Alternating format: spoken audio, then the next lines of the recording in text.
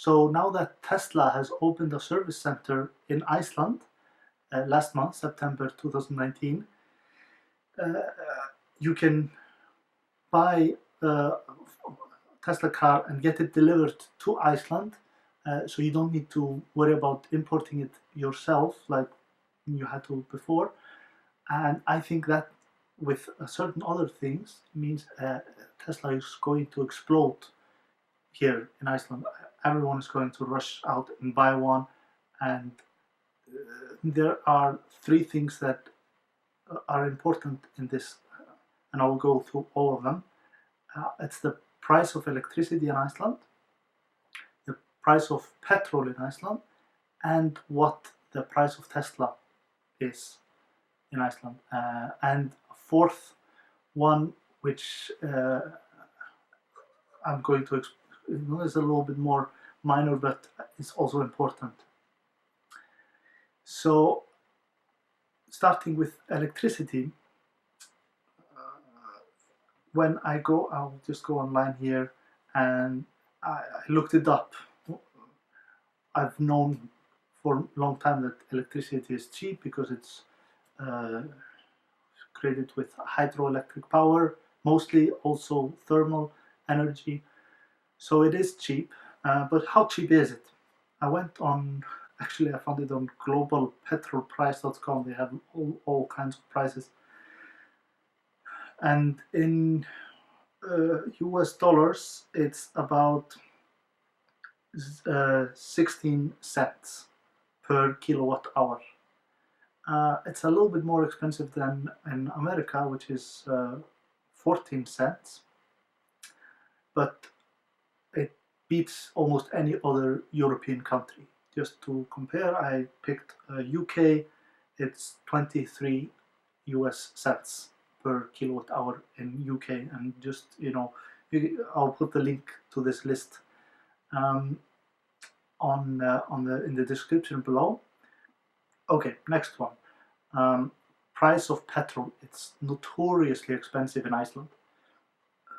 On the website, we are the second most expensive country. $1.90 for each liter, and the only one who is more expensive is Hong Kong with $2.26. To compare that with UK is $1.56, and in US even cheaper, only 79 cents per liter. So when you're thinking about buying an electric car, you're thinking, okay, how much petrol am I going to save, and how much electricity am I going to have to, how much do I have to spend on electricity? And when in Iceland the petrol is high and the electricity is low, I mean it's so obvious. And the third thing is the price of the Tesla. And I wanted to compare the price of Iceland to other countries, and there was no easy way to do it, so I did it manually. And I did this whole Excel sheet. And when you look at it like this, it's quite complicated.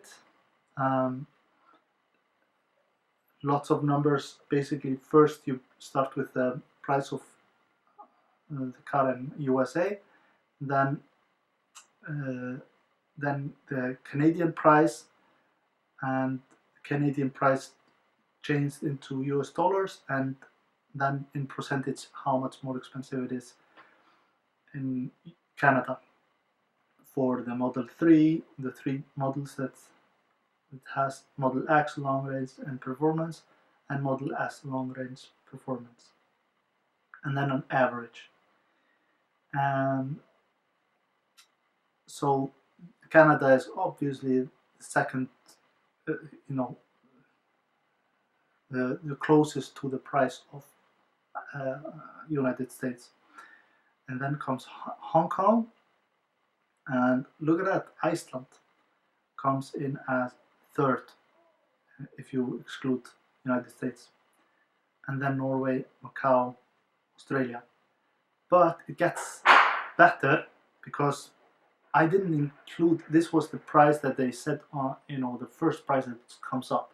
Then when you go to pay it, then they add the taxes on top of it and fees and so on. So let's look at that. So I had to do this whole thing again, and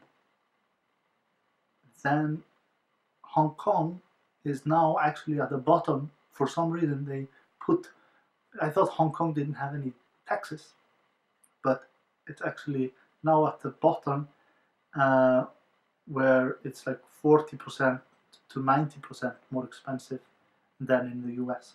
And Iceland is in second place, just above Canada. The green colors are where it's below 10% difference. So let's look at Iceland. The reason is that Iceland doesn't have any tax. The 24% tax is just for electric cars. Just goes away as long as it's up until 6 million kroners, which I'm not sure, it's like $50,000 or something. So after 6 million kroner, then they start adding the tax. So that's why, for example, Model X performance is and Model X long range is a little bit more expensive because it goes, you start paying that tax.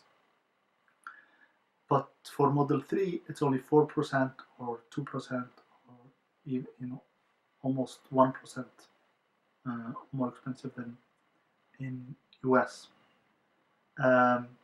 Let's remove all of the prices and just have the difference in percentage.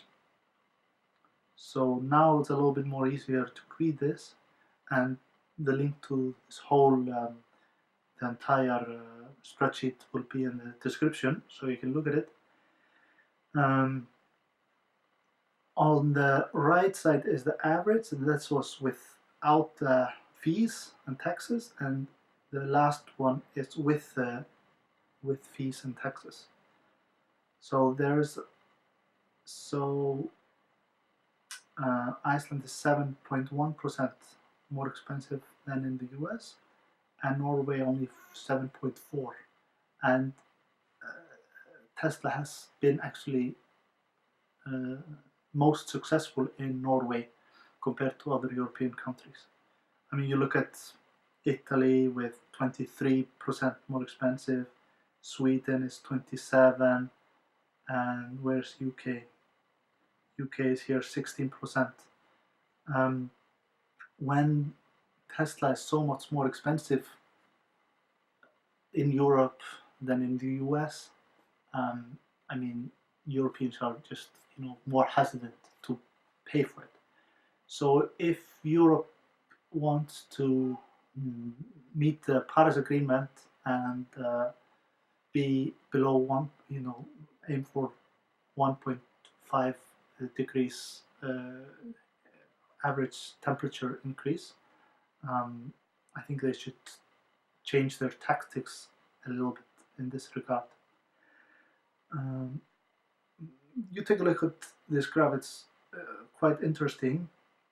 The last thing, the fourth thing is the fact that in Iceland you don't have any manufacturing of cars. So in Germany, Volkswagen might be cheaper because it's manufactured there. There is no import tax and nothing like that. Just like Tesla is cheap in US because there's no import tax. I'm not 100. That's why I was just leaving it for last, because I'm not 100% sure about how the prices of different cars are in different countries. But at least here, we're not making any cars for ourselves. So oops, I'm editing the video now and found out that the last minute got cut off. The camera stopped recording for some reason. Anyway, If you have any thoughts about this subject, please comment below. This is my first video on electric cars, but I might do more in the future. So, subscribe if you're interested. There might come just random videos, but I am very interested in electric cars and whole transition from ICE cars. So see you later, and thanks for watching.